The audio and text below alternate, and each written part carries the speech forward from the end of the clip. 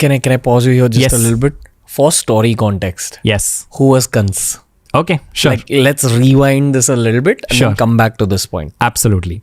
So, Vasudeva and Devaki, when they get married, Devaki has a cousin brother by name Kamsa.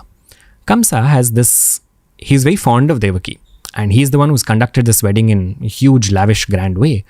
But post the wedding, as soon as the wedding is over, when he's taking them for a procession, that is when he hears an Akashavani, a voice in the heavens that says the 8th child of this woman is going to be, is going to be responsible for your death. So Kamsa's first reaction is he wants to kill his sister. So it's Vasudeva who implores him and says, don't, look, the danger to you is through the 8th child, right? So we will give you the 8th child.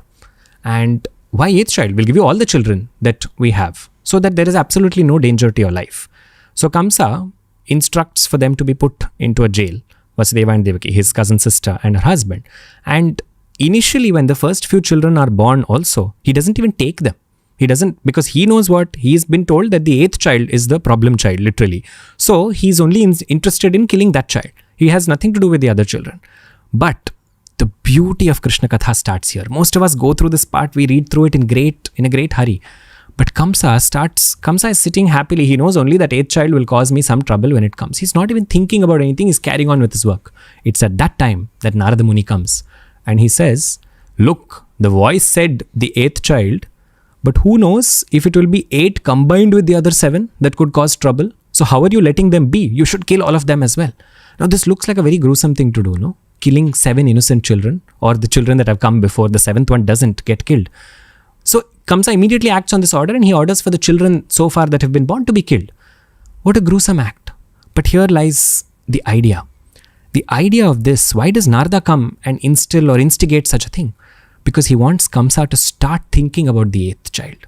Thinking about Krishna is the whole key to unlocking the mystery of the world of Krishna.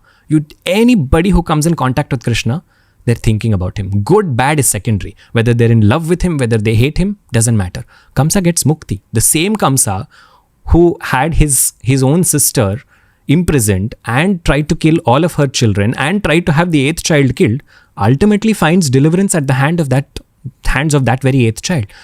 Because he becomes obsessed. He keeps thinking, when will the 8th child be born? When will the 8th child be born? This is yoga. When you are constantly thinking, Kamsa becomes a category of yogis called as Bhaya Yogi. He is a yogi not through happiness or through joy, but he is a yogi on account of his fear. Ravana falls into the same category in the Ramayana.